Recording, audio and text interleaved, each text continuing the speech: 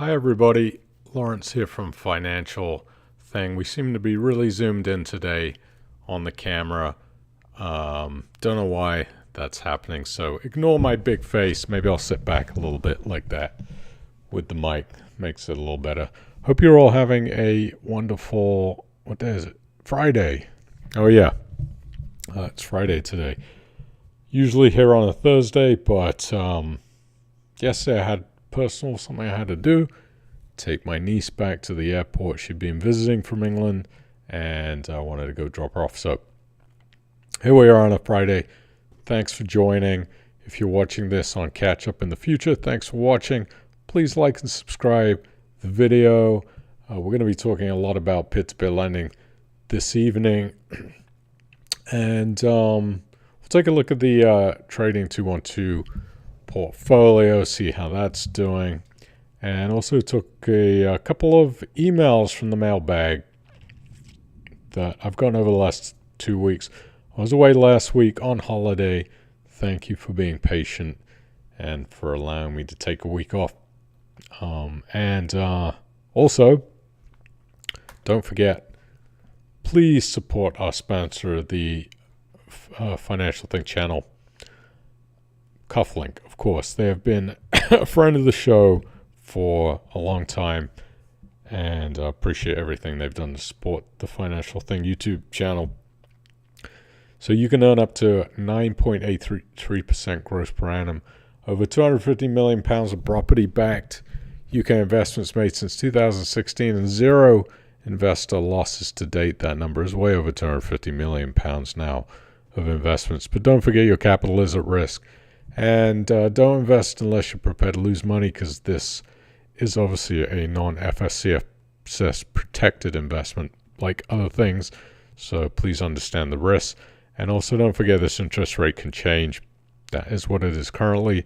You can sign up with the link below in the description, or go to join.cufflink.com/financial-thing. And also coming up, I know I've been talking about live streams. We're actually going to have Narinda, CEO from Cufflink, here on September the 28th. So put that on your calendar. Have all of the questions that you've wanted to ask Cufflink ready. I'm sure you have some, probably about their minimum investment amount. So it'll be a good time to ask him directly. He will be here to answer questions. Come on the stream live September the 28th. It'll be at 7:30 p.m. UK time. That's a Thursday. So looking forward to that. We're going to get into the news and talk about P2P lending tonight and a couple of other things on the economic stage. Oh, and if you haven't noticed below here, we are missing the mascot this evening because she is at the vet getting 2 teeth pulled out, which is quite distressing. It's always sad to feel that your pet is having to have something done like that. But yeah, that's why she's not here, and that little bed is empty, just in case you were wondering. Anyway, let us get right into some interesting news this week. Here we go. Easy Money has maintained a 24-hour secondary market record. This is on P2P Finance News. Very much like LoanPad, our friends over there, Easy Money has revealed that its investors can sell loan parts on the platform secondary market in under 24 hours on average. According to Easy Money's in-house data, the 24-hour timescale has been the norm for Easy Money investors since the property lender was founded in 2018. We're often asked by our investors, this is from Jason Fernando, Chief Executive, is my money locked up, or what if I need some of the money invested? The key benefit of having a secondary market is liquidity and flexibility, obviously being able to access your money. This is never a guarantee also. You really should never use a peer-to-peer lending company as a easy access account because, while they've been able to maintain that since 2018, there is no guarantee on any given day that will continue, even though it has. But all we can go off is history and what's happened in the past. And I would say that that's a really good record. We're talking about 5 years of a 24-hour liquidity timescale if you need money. That is pretty impressive. Speaking of LoanPad, let's go ahead and pop that up. LoanPad is exploring Sharia, I'm not really sure how to say that, Sharia products to build on religious loan offerings. LoanPad is seeking to add Sharia-compliant options for investors and borrowers in an expansion of its existing policy, which includes provisions for observant Jewish customers. Louis Schwartz, CEO, told P2P Finance News that the platform is committed to being as exclusive as possible to all investors. I know some of you out there do like Sharia compliant options, so it's good to see that Cufflink is working on that. The property lender platform introduced a Hita Iska option a couple of years ago, which enables Jewish borrowers and investors to enter into a peer-to-peer lending agreement through a contract which defines the process as a business arrangements where both parties split the profits. Similarly, under Islamic financial rules, investors are not allowed to make a profit from lending activities. However, LoanPad has not been yet able to find a solution to this, which does not require the entire platform to become Sharia compliant. So they're actually working on figuring out how they can actually do that to be more inclusive for people of different religious beliefs. Speaking of LoanPad, got an interesting email about interest rate increases. Now, LoanPad interest rate increases are not abnormal. We've seen them come up multiple times over the last few months. However, this one was very, very interesting. So current rates today, right now, are 5.2% in Classic and 6.2% in Premium. On September the 11th, we're going to see quite a big bump.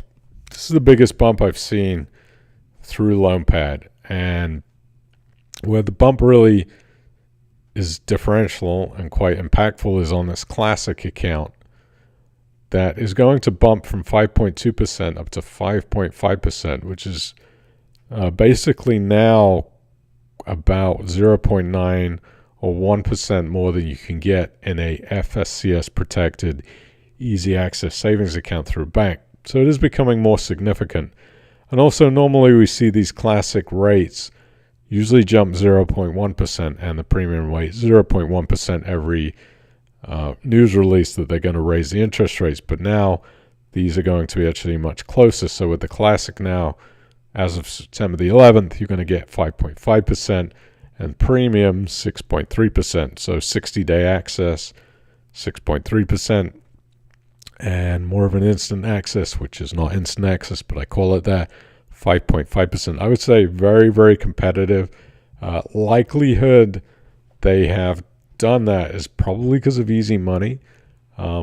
Easy money rates have always been a little bit more competitive than LoanPad. Let's see what they are right now. I think 5%. Yeah, 5.2%. So LoanPad really trying to challenge this easy money target rate of 5.28%, which I think they really need to do because they need to remain competitive. So you're going to get 5.5, which is much better than easy money, and then 6.3 on the 6.3 on the Premium ISA. So the advantage is that easy money is not offering is you need to put $20,000 or £20,000 plus in the easy access, in the easy money account to get 6.27, but with LoanPad you'll be able to get 6.3% without that high minimum of £20,000, which I think is a big plus. Sorry, I'm a little bit mumbling my words today. I'm a little distressed about the dog, but still continuing to be here for you guys. So, yeah, September 11th, if you're not a LoanPad user, I think this is a really, really great time to get in at these much, much better, much more competitive rates. European platform Peerberry is reducing its investor rates. This is the first time that I've actually heard, in these interest rate times of a peer-to-peer platform actually reducing their interest rates. They're going to be reducing down to 12% and the lowest rate to 9%. And I'm not really familiar with Peerberry, but I did go to their platform and I can see here that they're offering up to 12.5% ROI. So that would be considered the max. So it looks like they're dropping at 0.5%.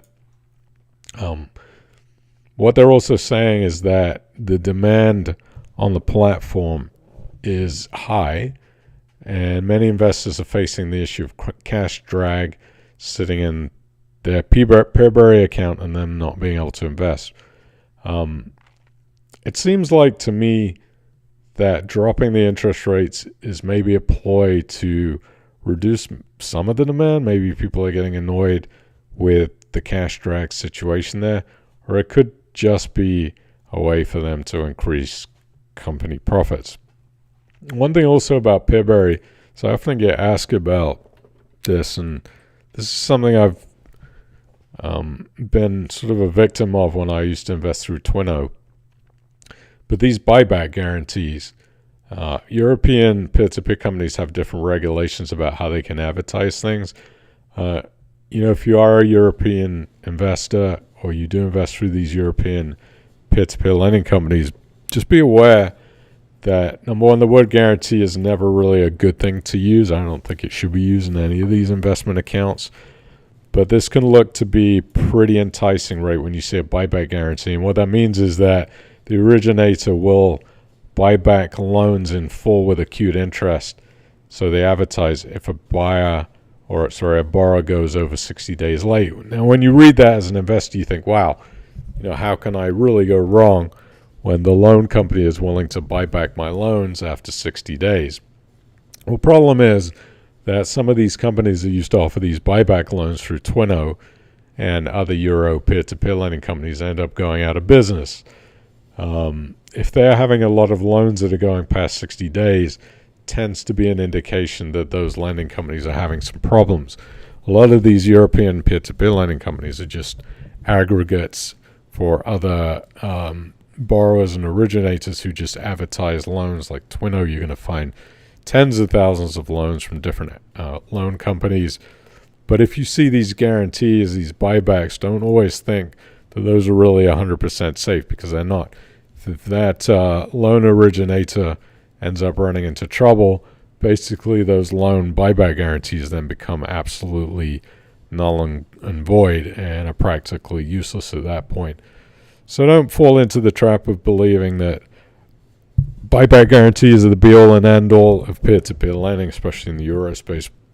We don't have that in the UK peer-to-peer lending or even the US peer-to-peer lending space in any way. I don't think the FCA would allow such advertising something as a guarantee anymore.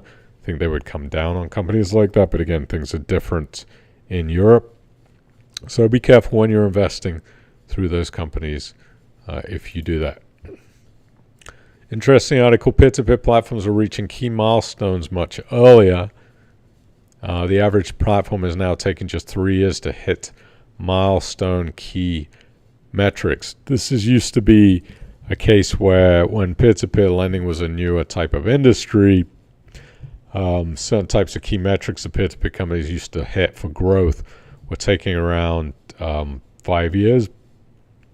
And now, because of the growth of some of these companies, which has resulted a lot in bigger loan books and more investors who are willing to put in, and plus the use of institutional money too, these key milestones are actually being hit much earlier, which is good because that shows the peer-to-peer lending companies are really growing, and the sector in general moving in the right direction.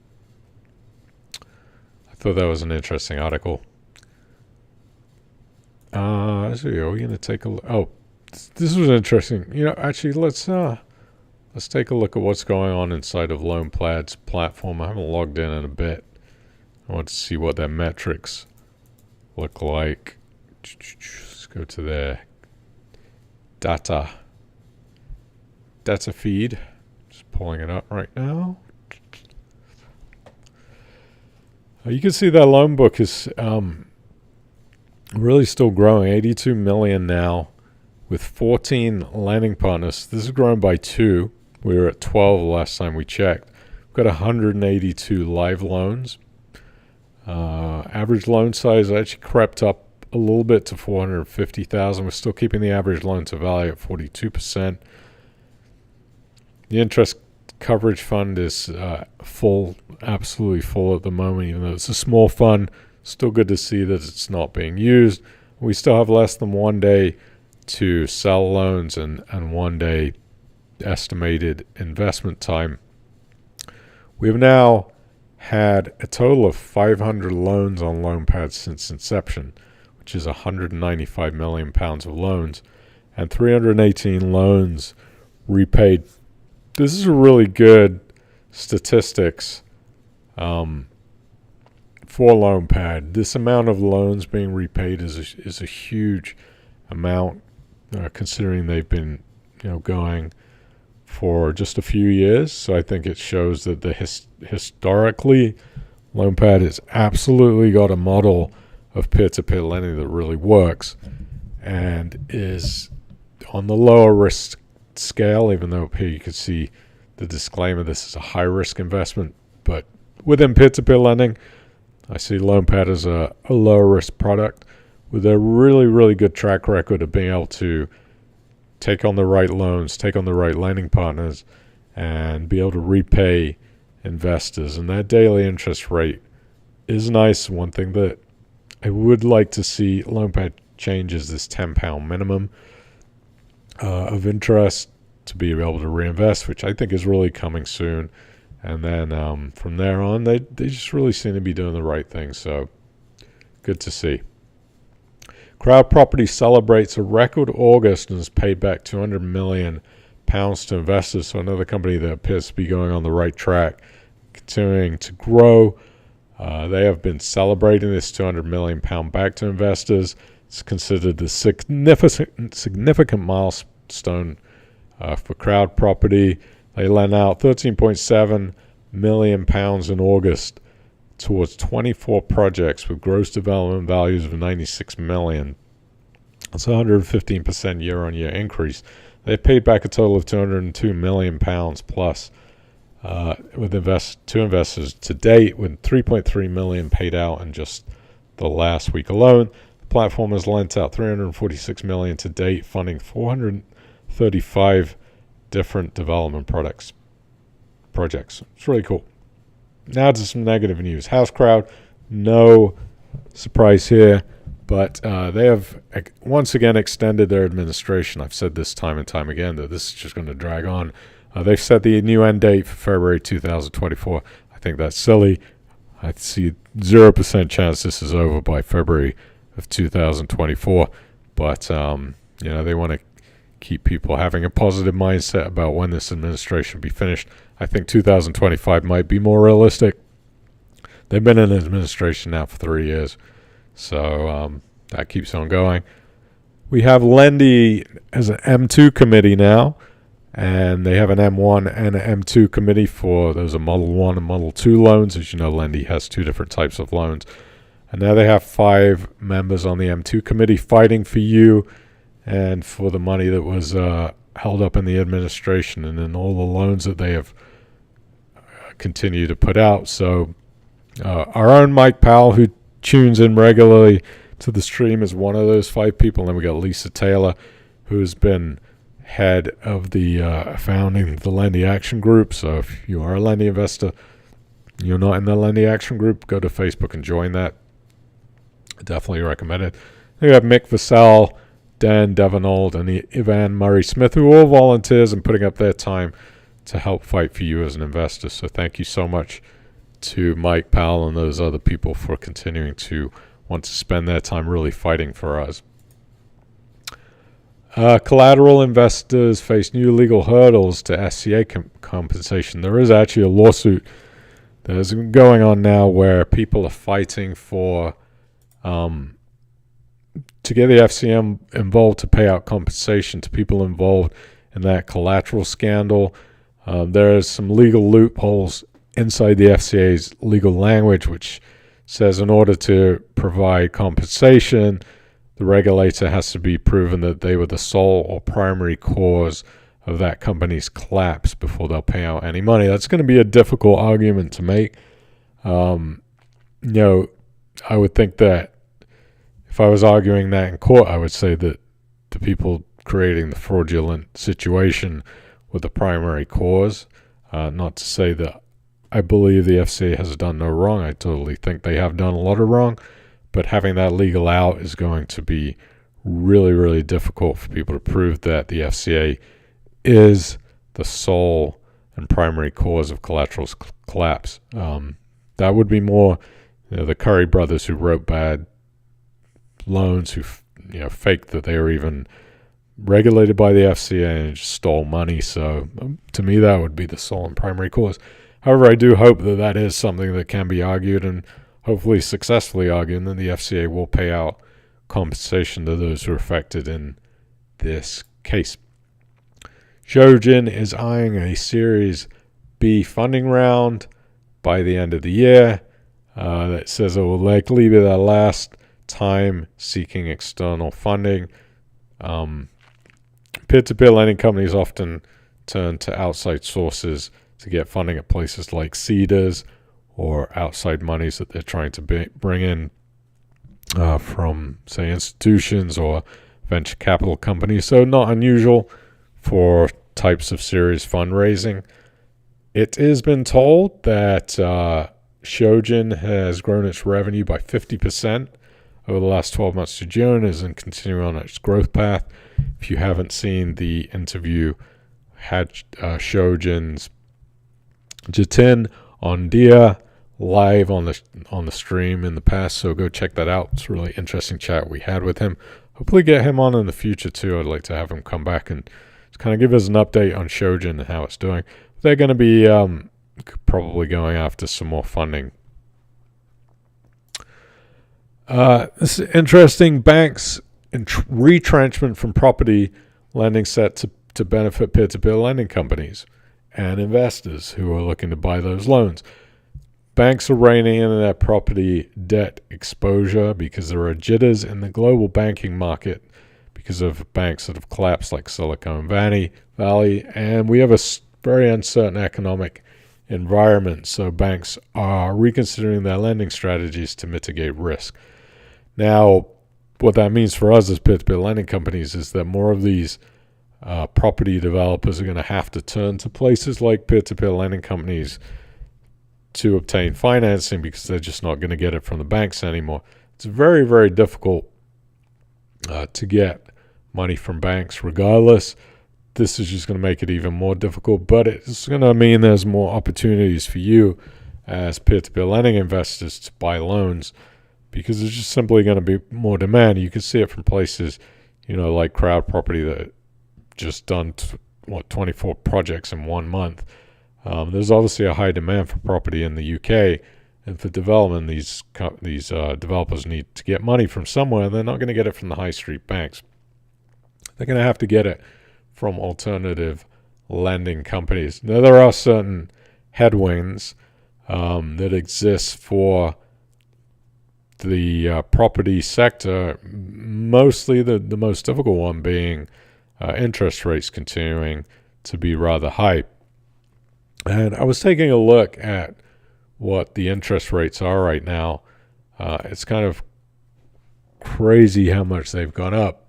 Right now in the UK, just say HSBC, for instance, with a 60% loan to value as a home buyer, you're looking at a variable 2-year fixed rate, so it becomes variable after 2 years of almost close to 7%. You can also get a fixed 5-year, looks like the same. It's really funny to me that the UK doesn't offer much longer fixed rate terms. In the US, you can get a 30-year fixed rate. Our rates are ranging between 7.12% now and going over 8%.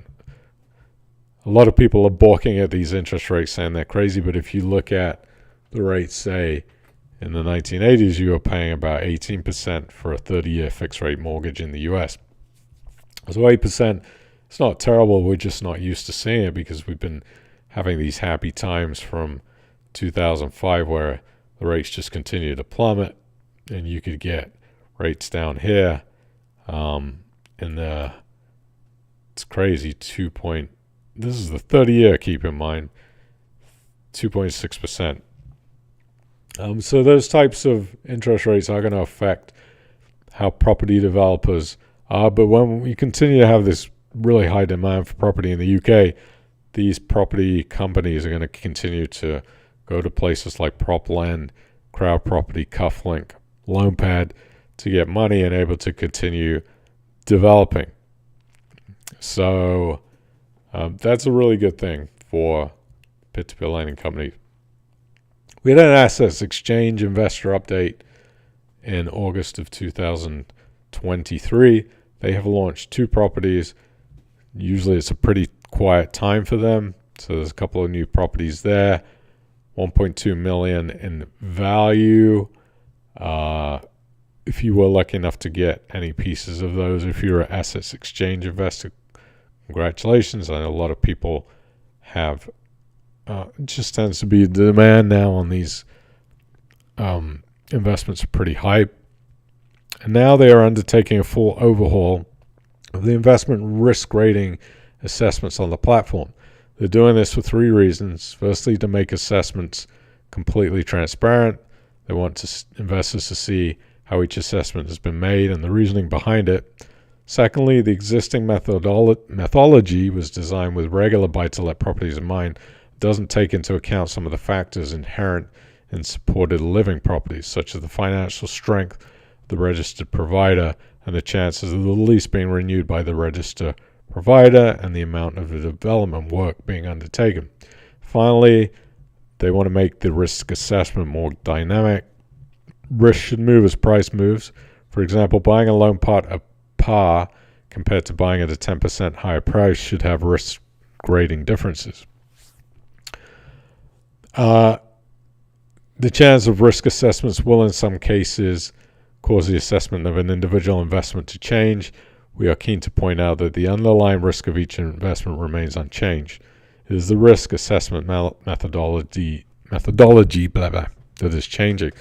I think it's good to see, when a company is willing to look at things and to change the way that things have been to improve something that is extremely important. Risk is absolutely one of the key things about investing through P2P lending. If the risk assessment isn't accurate, we've seen this in the past, that can be pretty disastrous. So that's good to see the assets exchange is changing the way that they look at risk and primarily making risk more transparent, which I think is absolutely key.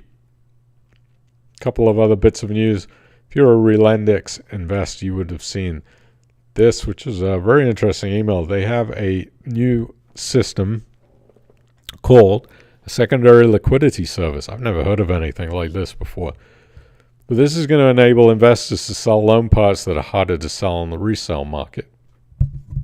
The problem for, say, investors who've got older loans, they probably bought them at lower interest rates than is available right now.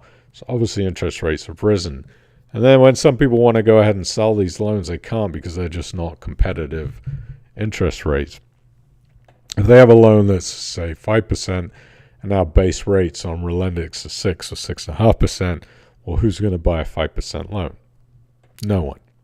So what they've done is come up with this secondary liquidity service, which is basically going to allow investors to set, it's going to, it seems like the discount is going to be set by Relendex and be changed and adjusted monthly to reflect supply and demand and prevailing changes of interest rates. It says that the secondary liquidity service will be temporary as older loans are repaid or repriced. The number of loans being eligible will decrease. If interest rates peak earlier and at lower levels than previously anticipated, the gap being earned on existing loans and new ones will be narrowed. So basically what's going to happen is for people that have non-competitive interest rate loans, they're just going to be sold at a discount. So it's really for people that need that access to that money. I'm not sure that I really like the idea that Relendex is the one setting the rate of the discount. I think it's something that the person who owns the loan should be able to do that. But I guess if you're in an emergency situation, you need to exit those loans. It's a good way to do it. It's good to see that they're addressing something that needed to be addressed. Assets Capital, not our favorite people at the moment. They have found that there was a bug in their tax statement system, and that it manifested in September 2020, causing the amount of capital placed into recoveries to be underreported. Imagine that. They've fixed it now, so not a big deal. But also, I love this statement they put in. While every effort is made to ensure the accuracy of the information we provide, it's recommended you reconcile the data against your own records. Please know that Assets Capital cannot be held liable for the use of the inability to use this information. So it's basically saying if they make a mistake in their tax statements, you go ahead and submit that to HMRC. They can't be liable for that.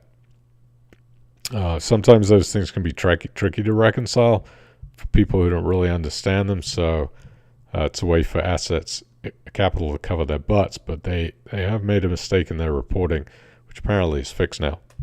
Yay. Let's see what else we have here. Anybody that's an investor in Brickstarter, which I don't know too many people are, but if you are, they have made some updates to AutoInvest. It's going to offer additional advantages and benefits. You can now program up to 3 orders to automatically invest in different opportunities. So you can invest using criteria such as types of opportunities, types of projects, and investment city. So yeah, you can tweak your AutoInvest through Brickstarter. It's new and improved. Just go to the mailbag. Got a couple of interesting emails. Hello, Lawrence. This is from Barry. I've been watching the live stream for about 3 years. I usually lurk and don't chat too much, but I want to say thanks. We don't mind lurkers here, Barry. A quick question for you. I read some things about keeping an emergency fund. I'm a little confused as to what that means and how much to hold in this fund. Is this fund a part of our investment in peer-to-peer loans? If not, could you explain further? Thank you, Barry. Emergency fund, yes. Basically, Barry, if you're watching, or if you're watching in the future, an emergency fund is basically that. It's supposed to be money that you use for real emergencies. If your car breaks down, you need some money for medical bills, stuff like that. I certainly would recommend that you not use that as a peer-to-peer investment because, should the worst happen, that peer-to-peer company is unable to give you your money back for some reason. You need that money in an emergency. That puts you in a real bind. There are a couple of peer-to-peer lending companies that could be used, say, for part of an emergency fund, like LoanPad and Easy Money. But again, you have to understand there is a risk that comes along with that. If something happens, the liquidity changes, and you're not able to get access to that money, then you are going to be in an even bigger emergency than you were before. What most people tend to do is keep between 3 to 6 months of their total living expenses. So that's figure out how much your bills are for 1 month. Your tends to be fixed for most people, and then multiply that by 3 to 6 months, and then hold that in a highly liquid savings account, and will give you some interest, like any bank. Mainly that you are able to get access to those funds should you need them in an emergency. One thing that I have seen a lot of people doing is holding too much money in these emergency funds. I've got an email from a guy who had like 3 years of total living expenses in his emergency fund. The problem with that is your money is just getting eaten away by inflation. So what you want to do is keep that really 3 to 6 months, depending on your life situation. 6 tends to be really the average. And then extra funds, just invest it. So it's not sitting in the bank account getting eaten away by inflation. So I hope that explains to you what emergency funds are. They're very easy, just very liquid funds, 3 to 6 months of your total living expenses. Another question from the mailbag. Lawrence, unfortunately, I invested quite a lot of money in lending and collateral loans. I know you want a tax expert. No, I'm not. And this is an opinion only, but can I write off any of my losses from these platforms? My accountant isn't very versed on peer-to-peer lending. Thank you for any light you can shed. B.W. Martin. Best wishes, Martin. Yes, I'm certainly not a tax expert. One thing I would say that, tax laws do change from time to time, so read up on it yourself. But there is a page, very handy page on the Gov's website. If you search, you can Google it, peer-to-peer lending, tax write-offs, and you're going to come to this government.gov UK page. And this is a guide for people investing in peer-to-peer loans, and it does have a section down here on claiming tax relief on unpaid loans. Basically, if a peer-to-peer loan isn't repaid, the lender can set the loss they suffer on the loan against the interest they receive on other peer-to-peer loans before the income is taxed. Tax relief is available to peer-to-peer lenders who are liable to income tax on that peer-to-peer income, make loans through peer-to-peer lending platforms that are authorized by the FCA, and are the legal tender at the time when it's agreed that the loan has gone bad. So the thing about, writing off losses is when you have a high amount of losses that might have occurred through a company like collateral, since you can only write off against interest that you've received on peer-to-peer lending, usually the interest is way lower than what you're going to be writing off. So, for example, if you've got £1,000 of peer-to-peer lending interest during a tax year, and you've got £7,000 of bad loans, say through Lendy, you can only write up to £1,000 off because that's all you've received in peer-to-peer lending interest. You can carry it forward for several years forward, so you can continue to write that $1,000 off, or if you manage to get more interest the next year, you can keep doing that. Caveat there, if the company is not authorized by the FCA, you cannot write it off. This is one of the big problems with collateral. They claim they were authorized by the FCA, but they were not. So right now, as it stands, that money cannot be written off against peer-to-peer income interest, which is really unfortunate. I think that is something that should be looked at and changed, because they were advertising they were FCA protected and regulated. Sorry, not protected, but regulated, and they weren't. So they obviously lied to everyone, and that sucks because nobody can write off any losses on collateral against their interest received through peer-to-peer lending. But that's basically it. Always keep an eye out on this page for changes. Tax laws do change. Obviously, it's a tax situation. It can be quite complicated. So go read that page. Do your own research. Make sure you do it right. And I would highly recommend you find an accountant that does know about peer-to-peer lending, because if they're going to do your taxes and you are an investor through peer-to-peer lending, you're going to want somebody that is versed on how this tax works with peer-to-peer and how write-off works with peer-to-peer lending, because it's not always simple. So maybe consider a new accountant, even though I'm sure your accountant is a lovely guy. Okay, let's look at Trading 212. It just seems like we're going to have a long period of very benign stock market activity where things just keep going up, things just keep going down, and we're not really making any headway if we're diversified. I've said this for a while, that I think that we're in for a period of 5 to 10 years of stock market just benignness. where not really seeing any particular growth. Sure, maybe you'll get lucky and pick out a few stocks that do well, but if you're a diversified investor, you are going to probably see this kind of up and down situation on stocks for a while, just because of the way the economy is. We're seeing that with the with the trading 212 portfolio, which is just kind of floundering around right now, 17,600. You could just see, we're seeing ups and then downs and then ups and then downs. 3 months. We've seen some upward progress here. A lot of that was because of this Calera investment that has really kind of been holding this portfolio afloat in some ways. But you can see a lot of the other investments in the red. Alibaba down 5.8%. Canadian Overseas Petroleum were down 35%.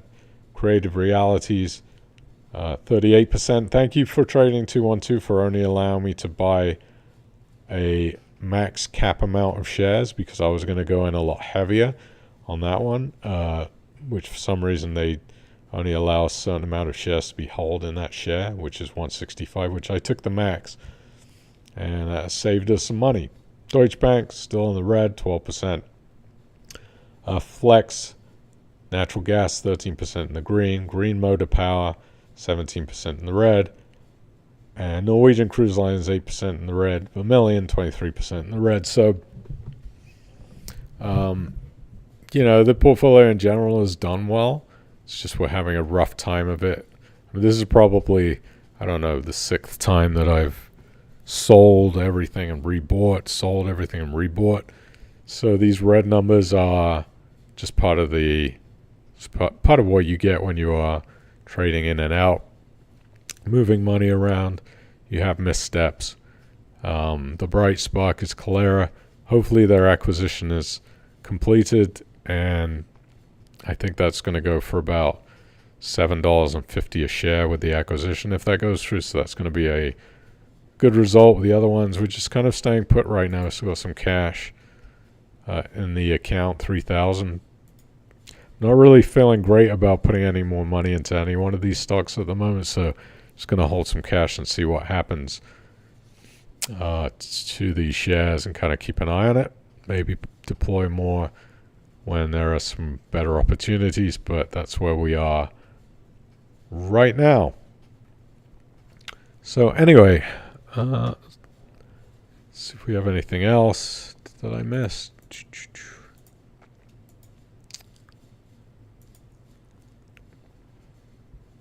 Oh, there's a news story about London Capital Finance creditors to recoup less funds than expected.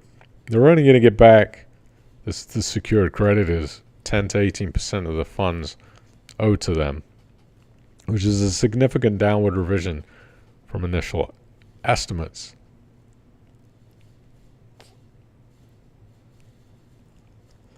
Yeah, it's just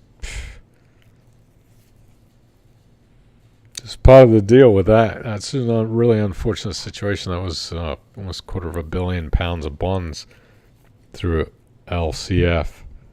Administration fees now are over $9 million, which is crazy to think, but it's just the way it goes. Unfortunate. There is always going to be, investments that end up like this, especially when you're talking about private bonds, things like that. You have to be very careful what you're investing in. There's always going to be situations like this that occur. It's part of the investing lifestyle. It doesn't just happen to peer-to-peer lending, it happens in regular investing. So people are always bashing peer-to-peer, saying, oh, there's been so many failures. Well, I guarantee there's been 100 times more failures. Things like bond companies, private companies are offering these types of investments. So, it's always the best case scenario that these things don't happen in life, but it's just not realistic. Just the way it is. It's my little rant.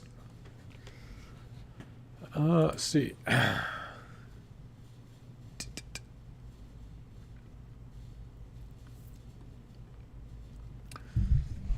quick hello to everybody in the stream. Chimpo Naughty is here. Norman is here. Dave Dawson. Yes, you misread the start. We started early today. Who else? Alan Stratford. Nice to see you. Crazy Cash Pap. I like that. What a great name. Do you guys make any money on lent shares on Trading 212? I have not lent any shares. I have seen that is an option, but I've not actually lent shares on Trading 212. I think if you read what the risks are on that, don't quote me on this, that there is some risk involved in that. So yeah, just read about the risks of when you lend shares like that.